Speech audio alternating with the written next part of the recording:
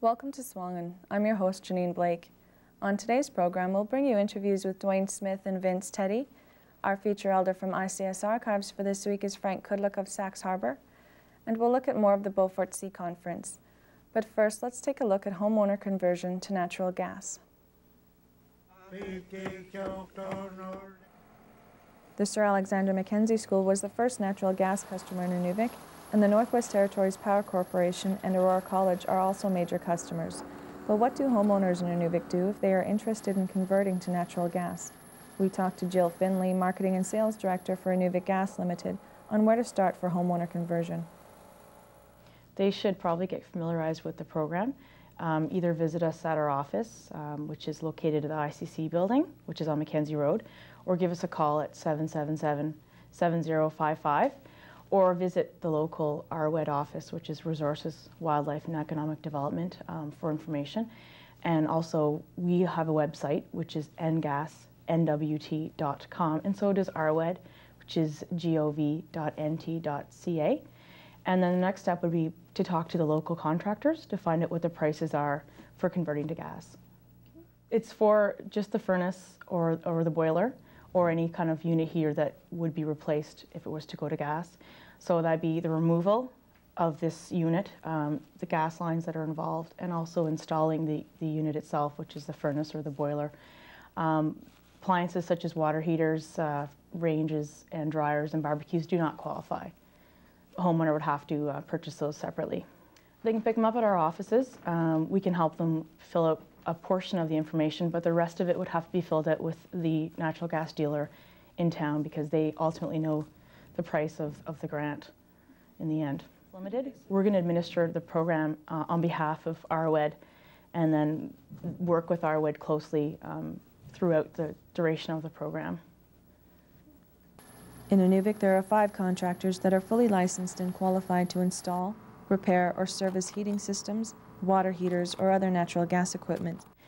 All we can really do for the homeowners is provide as much information that would be necessary for them to make the right decision to convert to gas and to follow the grant appropriately. We don't have any financial assistance available. What we will do is have them either talk to the local bank or go to one of the 5 local contractors and see what kind of payment plans that they have to assist them with that remaining balance after the grant portion is used. Dwayne Smith is the Vice President of the Executive Council for Canada on the Inuit Circumpolar Conference. He gave Debbie Gordon-Rubin this interview on ICC. The Executive Council has been busy working on getting the Language Commission going and the Communications Commission going as mandated at the last General Assembly in Nuuk. And that's the main issues that we're dealing with. Other issues that we continue to deal with are attending Arctic Council meetings and reminding them that permanent participants need to be fully involved in the issues that they are dealing with at that time. What is the purpose of the Arctic Council? Arctic Council is a newly created body that pulls in all the Arctic countries along with the permanent participants that live in those areas together to discuss issues that affect them in whatever capacity. You mean like in dealing with the land or the animals? The environment, the resources that are there, how to minimize impacts on the Arctic because it's a fragile environment, and any subtle changes are very noticeable over the long term. Our feature elder from ICS Archives for this week is Frank Kudlak of Sachs Harbour. Frank will tell us a story of traveling in the Beaufort Delta region.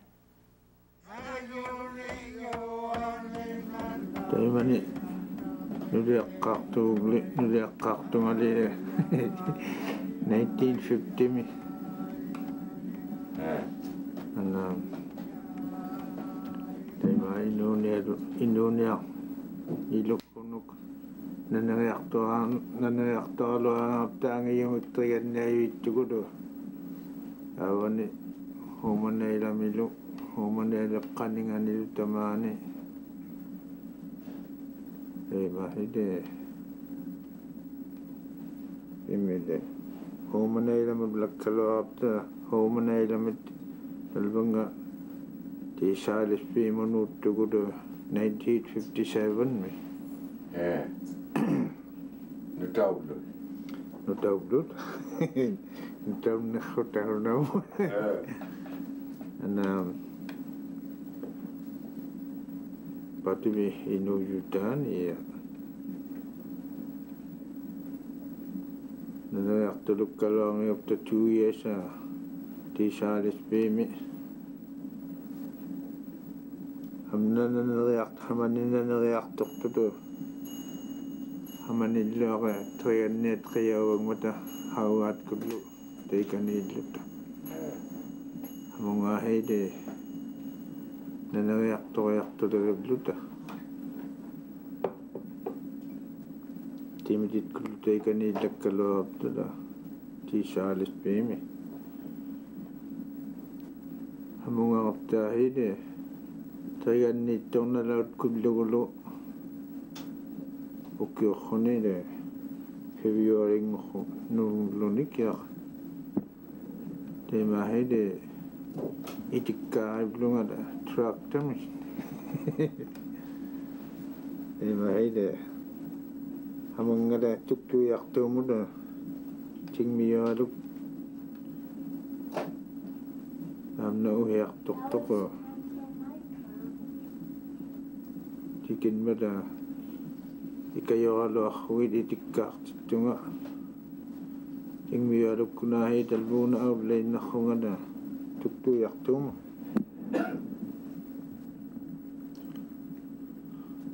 talbungaahide tuktuiartuumina aklaavingmukkivlunga haaspilmu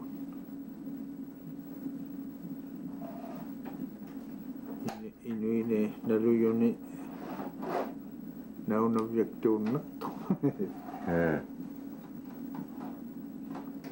talbungaahide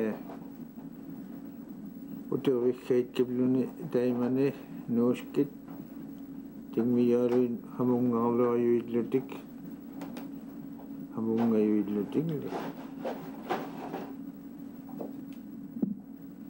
tuktuiartuumu utillakkaluaramala tuktuiartuumi 2 weeks naatkaluarnugu havakkaluarama skoortut inuuvimmi hamunga agiarahualangmati taikun utaqqiartorrunga apput ikhamnu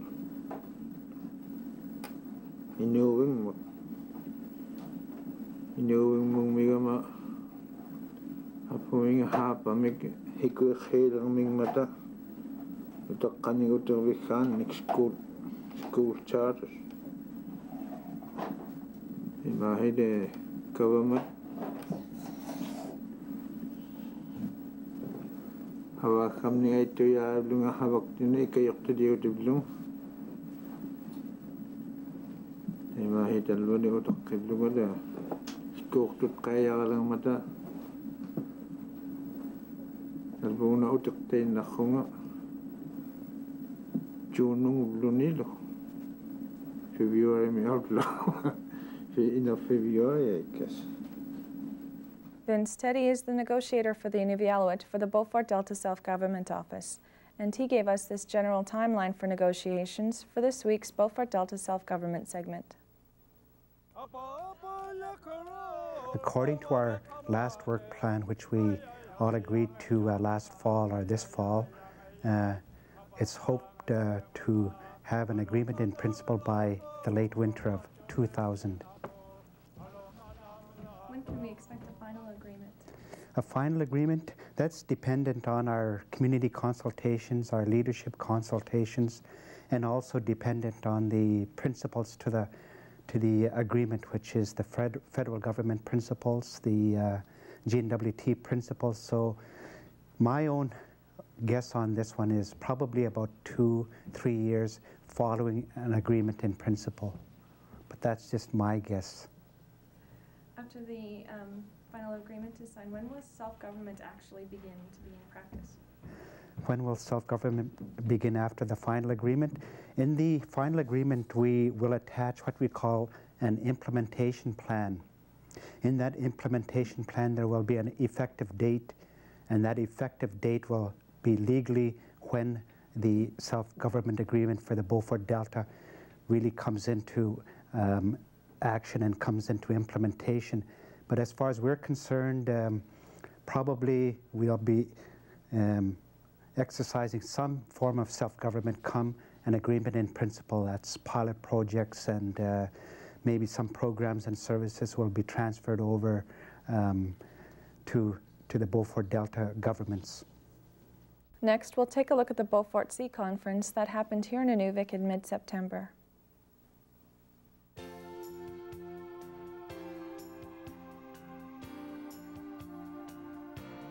The Beaufort Sea Conference 2000 was an idea that came from FJMC initially.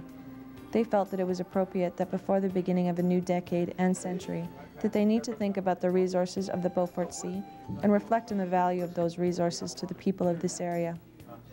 In attendance, there were people from the local hunters and trappers committees in the region, scientists from throughout Canada, and elders and youth from the region, to name a few. Bob Bell has been the chair of the Fisheries Joint Management Committee for the past number of years. As far as the Inuvialuit final agreement is concerned, we are to provide advice to the Minister of Fisheries of the Oceans and to the Inuvialuit Game Council on the management of the freshwater, marine, and marine fisheries resources, as well as the marine mammal populations that exist in the settlement region. And I guess that's the sort of the global responsibility. So within that, there are subsets of doing and making sure the necessary work is done so that the wildlife population health is known and understood. The populations are monitored. The environment within which they live is monitored, and generally carrying out the kinds of programs that provide the management information necessary. I don't want to sound bureaucratic, but things like harvest studies, so that we know how many fish are taken, how many seals are taken, how many beluga whales are taken. There were many participants, speakers, and facilitators, all with different backgrounds. We asked Bob how having such a different mix of people affected the conference. First, let me say that I think that this is was, and I'm somewhat prejudiced, but the best conference that I've been to in many years, where we had significant youth involvement, significant elder involvement, and good science involvement, and people seem to be working very well together. We recognize that there are things here that we can improve. I think we made a huge leap forward in terms of youth involvement at this conference. I think that we still have a lot of things to learn from the elders and how they can properly be involved in a gathering such as this. We were so successful at this conference in having some of the key people from all of the key elders from all of the communities here, and I think that we took advantage of that, but I think that we could have taken a greater advantage of that and learned more.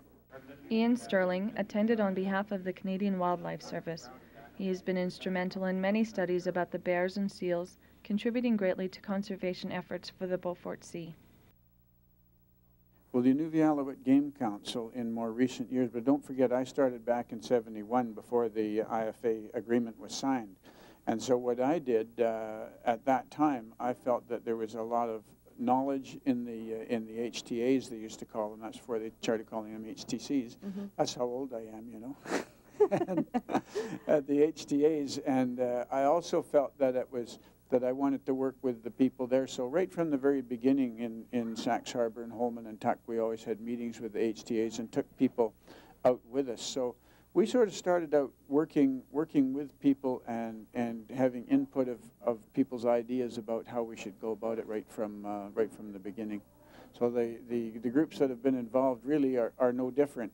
They just call them different things. So they call them HTAs now. The main actors, the main people that I deal with, are the Hunters and Trappers Committees and the Inuvialuit Game Council. There's a very strong history in this part of the world in using resources in a responsible and sustainable fashion. The best way of describing it is that people really do believe in the idea of taking what you need, not just what you can get, and looking after the resources. If we look after the resources will look after us. We heard that so many times during the conference. So there is no need for anybody to persuade people here of the fact that all of the renewable resources have to be taken care of. That seems to be a given. So in many ways, the conservation messages that sometimes have to get sold in other parts of Canada are already well known here. Jack Mathias works at the Freshwater Institute in Winnipeg, Manitoba. He explains what they are doing to implement management plans as set out under the Canada Oceans Act. We brought together the Canadian Association of Petroleum Producers, which represents 13 oil and gas companies, including the Inuvialuit Petroleum Corporation. And we have representatives from that organization at the same table with the Inuvialuit Regional Corporation and the Game Council and the FGMC and our own department. So we've all of us have sat at the same table and discussed the need by local people to strengthen the beluga management plan and to see if we can use the Oceans Act and a new program called Marine Protected Areas to strengthen the beluga management plan.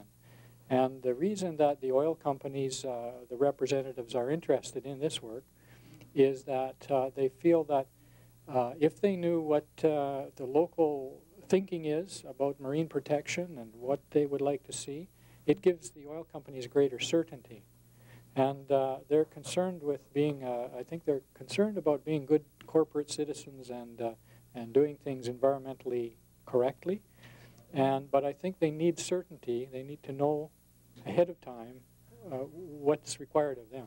You know? So they're very interested in this.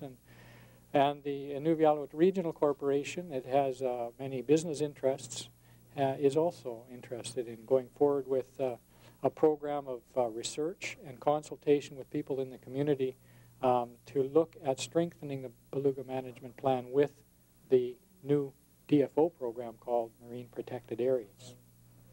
The Marine Ecosystems Health Program was set to monitor whether we have healthy stocks of fish and marine mammals, clean water, and also of concern is the health of coastal communities who draw subsistence or economic value from the sea.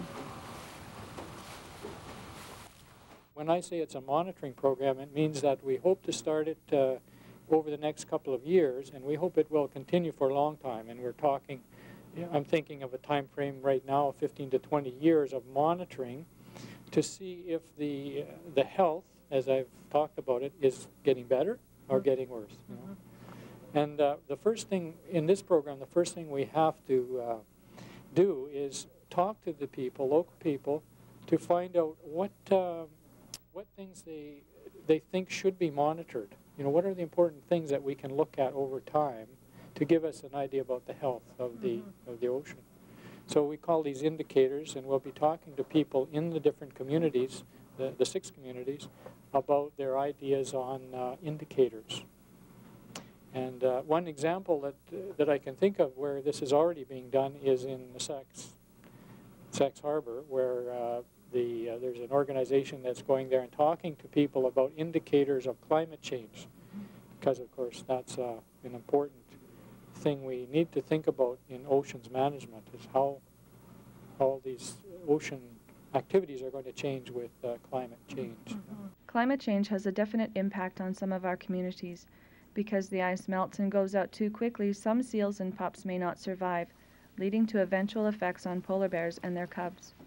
the distribution of seals and the abundance and where they go and how they're affected by changes in ice conditions, for example, between years, has a great deal of effect on what the bears are doing. It helps you understand. So for example, if we hadn't been studying seals in the 1970s and 1980s, we wouldn't have understood probably why there was such a big change in the survival of young polar bears. There just were hardly any seals.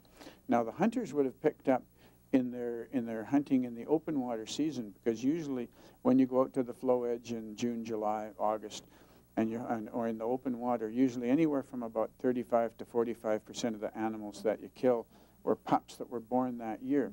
So the hunters know right away when if only 5% are young ones, something's happened. Youth involvement at the Beaufort Sea Conference provided an opportunity for the next generation to have a say in the decision-making process. Also, this type of experience may lead in furthering their career goals. Roland Salamio and Selena Wilkie are both youth representatives. Having a forum to share and create ideas is important to our youth, as they will be the leaders of the future. I guess the reason they involved students is so that, well, we're the future, I guess. That's what everybody's saying.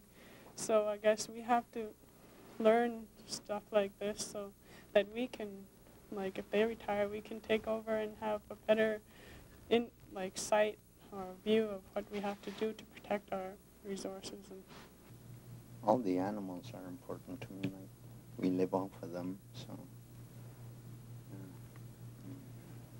Yeah, some we've lived off for many years, and it's our culture. And now we're learning about what effects is happening to the marines, the landscape, and just that ecosystem being. The relationship with the land and sea begins at an early age for Inuvialuit children. We have grown to respect what our environment means to us and the knowledge it takes to live in it. I go hunting with my friends on the land, like go hunting geese in fall time or springtime, skidoos, go hunting caribou if I can, go hunting grizzly bears. And who did you learn from? Off my friends. And you, how are you involved with hunting? Yeah, in your community? Well, I have two brothers that are well experienced hunters. They learned off my mom, Muna, and their dad, my late dad, and I learn off them. I ask them questions about hunting and everything. Usually people think that it's not girls' place to, but I think that everybody's equal, so I have a chance to go hunting, and I went hunting with one of my mom's cousins, and I saw how it was done and what was very important. A serious concern for our youth is pollution, leading to ill effects on animals that we harvest for food, and also the potential danger to ourselves if not careful. Up here in the north, we may say we don't see the pollution, but it's there. There's pollution all over. It comes from like all different directions from, I won't say places, but the north is practically on top, and from the water and just oil spills and everything has a big effect on the land. All wildlife. As we head into a new century, science and technology is improving the way we manage and gain an understanding of our ocean and its resources. Pierre Richard of Fisheries and Oceans explains how technology can be used to help in certain kinds of research. Some of the technologies can be used in some circumstances, but not others. And you always choose the technology depending on the kind of answers you want to get out of them, and also there are constraints to what you can do. A small fish can't take a big tag, for instance, and a satellite, an eye in the sky, can't take pictures of things more than any bigger than half a kilometer to a few meters. But if you want to look at things even smaller, you need to use a different type of technology, which is closer to the ground. There are constraints. The other thing is that these technologies, they're complemented by local knowledge, And oftentimes local knowledge allows us to decide how we're going to apply these technologies. You want to put your effort where you know you're going to get some return, and local knowledge tells you where your best effort would be placed. We talked with Mr. Bell about the goals of the Beaufort Sea Conference 2000 and asked if he felt that the conference achieved those goals. There's a momentum here that we can't let lapse. It's got to carry on. So we've got to get the information back. Certainly, all of the people that were here will get conference proceedings. So all of the people here will get that. We hope to get an informative newsletter out to not just the attendees, but to the HTCs and to the schools and the libraries and to everybody in the settlement region, so that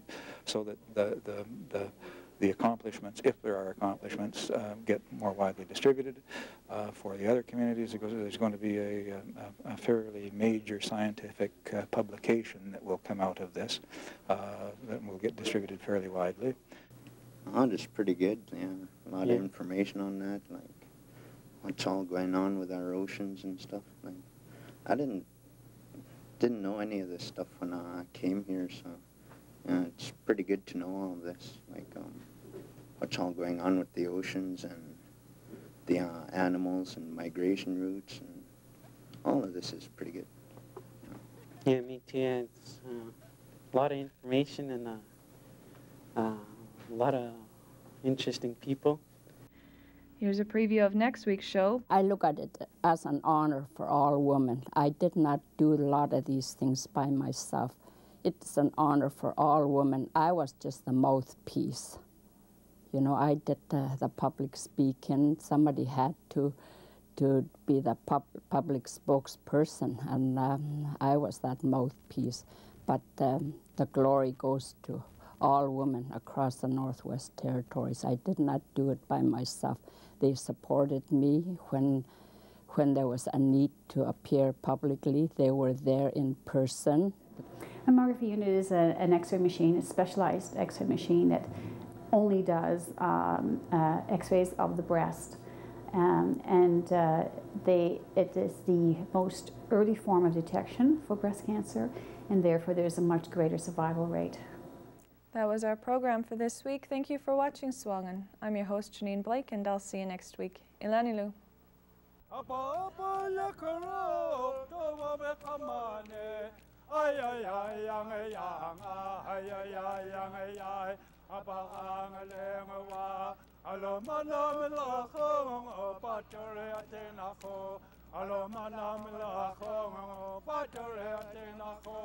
Eling na nge jo hagang